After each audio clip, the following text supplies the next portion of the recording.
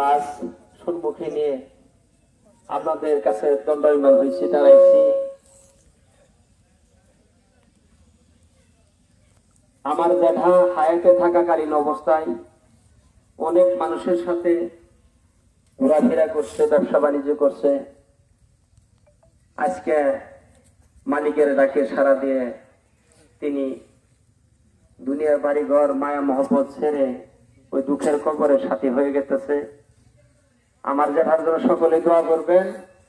আর উনার আচার ব্যবহারে চাল চলনে যদি কোনো আপনাদেরকে কষ্ট দিয়ে থাকে তাহলে আল্লাহর হস্তে আমি জ্যাঠার হয়ে মাফ চাইতেছি, সকলে মাফ করে দিবেন। আর আমার জ্যাঠার বড় ছেলে আছে, আমার ছোট ভাই বাহারুল্লাহ আছে, ওনারাও বলবে। সকলে আমার জ্যাঠার জন্য খাস অন্তরে দোয়া করবেন। وَإِذْ قَالَ رَبُّكَ لِلْمَلَائِكَةِ إِنِّي جَاعِلٌ فِي الْأَرْضِ خَلِيفَةً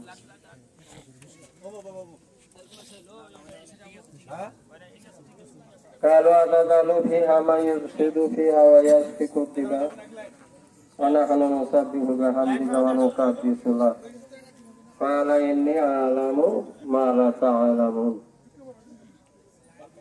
আল্লাহ পাক রব্বুল ইজ্জত আমাদিগকে সৃষ্টি করেছেন খালিফা হিসেবে। আল্লাহর ফেরেশতারা না করছিল যে আল্লাহ খালিফা ফিল আরদি, মাটির উপরে তুমি খালিফা সৃষ্টি করো না, খালিফা তোমার হুকুম আহকাম মানব না। তার জন্য আমরাই বেশি বেশি করে কান্দাকাটি করবো তোমার জন্য। আল্লাহ বলল যে হে ফেরেশতারা, আমি যা জানি তোমরা তা জানো না, আমি খালিফা সৃষ্টি করব।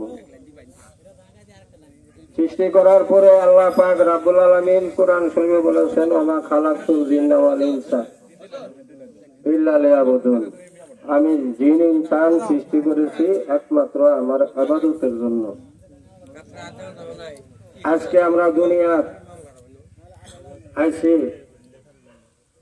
এই দুনিয়া একদিন ছেড়ে যেতে হবে। আমার কেউ থাকবো না, স্ত্রী পুত্র বন্ধু জনা কেউ তো তোমার সাথে যাবে না। তবে কেনে করিতেছে লোকসানের কারবার, মালেকাল মউত ঘুরিতেছে পিছনে তোমার। মালেকাল মউত আজরাইল আলাইহিস সালাম, উনি পিছনে পিছনে ঘুরতে আছে।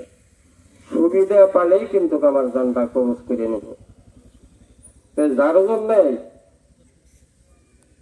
আপন মুর্শিদের কাছে আমাদের যাইতে হবে। আত্মসমর্পণ, ইসলাম অর্থ হলে কি আত্মসমর্পণ, আমরা বুঝি না যে আত্মসমর্পণ যে কার কাছে করার লাগে, এটা তো আমরা বুঝি না। যে ইসলাম খালি ইসলাম, ইসলামের অর্থ কি আমরা বুঝি না। যার জন্য আল্লাহর ওলির কাছে যাইতে হবে, যে ওলির কাছে গেলে সমস্ত কিছু আমাদিগকে বলে দেয়। একদিন হঠাৎ করে কতগুলি জাকের ভাই সম্ভবগঞ্জ দরবার শরীফে গেছে। যাওয়ার পরে দেখে যে সম্ভবগঞ্জে আব্বা যান মৌলানা খাজা সাইফুদ্দিন, উনি হুজুর ননে কাঁদতেছেন। জাকেরা জিজ্ঞেস করলো যে আব্বা, আপনি যে এরকম ভাবে কাঁদেন, এই কান্দনের ভাব তো আমরা বুঝলাম না। আব্বা দয়া করে যদি আপনি আমাদেরকে খুলে বলতেন তাহলে আমরা বুঝতে পারতাম। তখন কয় বাবা সকল, সে কথা বলতে গেলে আমার কলিজায় মানে না।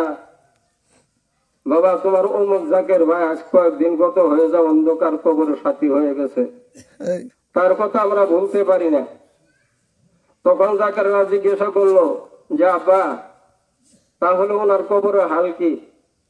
তখন বললো যে বাবা সকল, আমি যখন তার কবরে রুহানি সুরতে গেলাম, যাওয়ার পরে দেখি তার কবরে আমাদের এনায়তপুরি কাবলা জান হাজির হয়ে গেছেন। সুবহানাল্লাহ। হাজির হয়ে মনকার নকিরকে বলতেছে, হে মনকার নকির, ইনিতে আমার ভক্ত, ইনার হিসাব নিকাশ আমি কাল হাসরের মাঠের দিন আমি নিজেই দেব। বলেন সুবহানাল্লাহ। আলা ইন্না আউলিয়াল্লাহি লা খাউফুন আলাইহিম ওয়া লা হুম ইয়াহজানুন।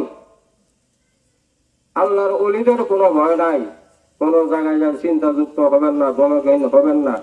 মান আদালি ওয়ালিয়ান ফাকাত আযানতাহু বিল হারবে। হাদিসে কুদসিতে আল্লাহ পাক রাব্বুল আলামিন বলেন, আমার ওলির সঙ্গে যারা বিরোধিতা করে আল্লাহ কয় আমি তার সঙ্গে যুদ্ধ ডিক্লেয়ার দিই। তাই প্রাণের ভাই সকল, ইনি আমাদের একজন জাকের ভাই আছেন। হ্যাঁ, কত বাবাজানকে কত মহব্বত করছেন সম্ভবঞ্জি আব্বাজানকে, আর কবার মতন নাই। আজকে আমাদিগকে কত জাকের ভাই দিগকে ইতিম বানায় উনি অন্ধকার কবরের সাথী হইতেছেন। তাই প্রাণের আশেক জাকের ভাই সকল, আমি আপনাদের কাছে বেশি আর বলবো না। হ্যাঁ, আমি এটাই বলতে চাই, আমাদের তোমেজ ভাই আপনাদের কাছে কেমন ছিল গো? ভালো ছিল, ভালো। তবে হাত তুলে দেখান। ভালো। যাই হোক, আপনারা যদি ভালো বলেন আল্লাহ পাক রব্বুল আলামিন তাহাদিগকে ভালোবাসবেন।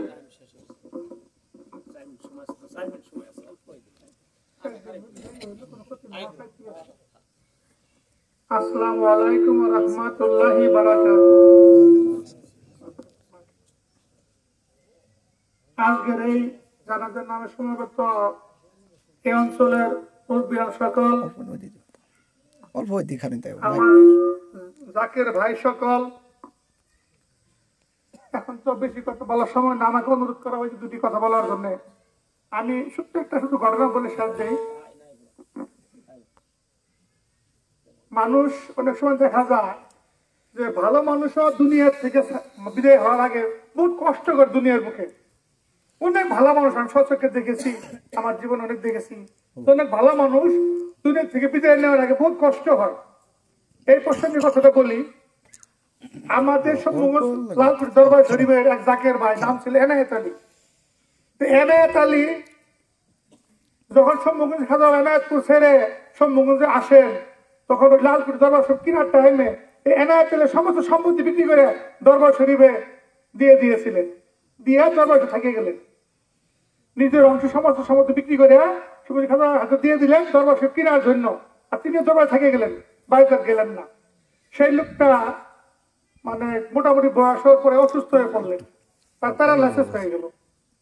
তো বিশ্রান্তি প্রস্তাব পায়খানা করতেন। এই ঘটনাটা ছিল 1987-88 ঘটনা, 1987-88 ঘটনা।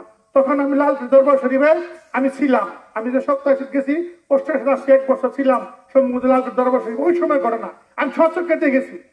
তো আমাদের যে বর্তমান যিনি গদিনিশী সম্মুখের খাজা সুজাউদ্দৌলা, তাকে আমরা মহব্বত করে ডাকি গভর্নর হুজুর।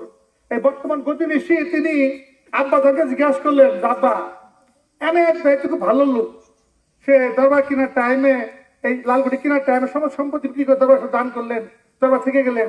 তার যে এরকম কঠিন বেমার হইলো কারণ কি? কথাটা বুঝলেন? কঠিন প্রশ্ন। কিন্তু সব মন্দির খাজা আগে জিজ্ঞাসা করতেছে, খাজা সুজাউদ্দৌলা বর্তমান গদিনিশী হুজুর তিনি জিজ্ঞাসা করছিলেন যে আব্বা তার কেন এরকম কঠিন বেমার হলে, কেন কষ্ট করতেছে, বিশ্রান্তির সময় প্রস্তাব পায়খানা করে ফেলে। তখন হুজুর সম্মুখে খাজা বললেন যে শুনো, তোমাদের জামা কাপড় ময়লা হলে কি করো?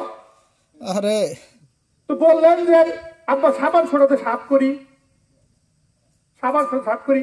তো ওকে সাফ করা হইতেছে, ওকে সাফ করা হইতেছে যাতে পরকালে কোনো কষ্ট না হয়, আখারাতে তো ধরা না খায়, এই দুনিয়া থেকে সাফ করা হইতেছে। তা আমাদের তো সুদীর্ঘ 3 বছর কাল কষ্ট করলেন। আমি বলতে দ্বিধাবোধ করবো না, যদি অসুস্থ অবস্থা উনাকে যেটুকু খেয়াল রাখা লাগছিল, তার ছেলেপেলেরা ভাই বাচ্চারা অতটুকু রাখতে পারে নাই বা রাখে নাই, তিনি কষ্ট করে গেলেন। যাই হোক, এই কষ্টের বিনিময়ে যাতে আল্লাহ বাচ্চারাকে মাফ করে দেন, পরকালে সুন্দর হয়, ওই আশাটাও রাখলাম। আপনারা সবাই খাস করে দোয়া করবেন আল্লাহ তাকে মাফ করে দেয়। তিনি আমার খাজা সম্মুখগঞ্জের মুরিদ ছিলেন। আমাদের কর্তব্য তাদের খাস করে দোয়া করা। তিনি আজ আমাদের শেষ চলে গেলেন, আরে আগে চলে গেলে বেশি ভালো ছিল।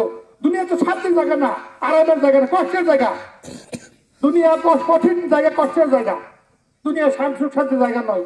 আর যারা আল্লাহকে না মানে বিপদ চলে তাদের জন্য সহজ। আমার ভিন্ন বন্ধুরূপ, আমি ওনাকে চাচা এসে ডাকতাম, বাবার খুব খাস বন্ধু ছিল। তিনি মুজাহাবের তরিকার বহুত খ্যাতমত করছে, যখন তিনি সাহিত্য ছিল বহুত খ্যাতমত করছে, সম্মুখে লালপুর দরবার খ্যাতমত করছে। পরে আবার আব্বাস খলিফা সাহেবের শিষ্য ছিলেন, তিনি ওখানে বহুত খ্যাতমত করছে। যিনি যত হইতো সব জায়গায় গিয়ে তিনি খ্যাতমত করতেন। আল্লাহ এই খ্যাতমত উসিলায় মাজাহাবি খ্যাতমত উসিলা তিনি মাফ করে দেন, এই জন্য সবাই দোয়া করবেন। এটুকু বক্তব্য শেষ করলাম। আসসালামু আলাইকুম।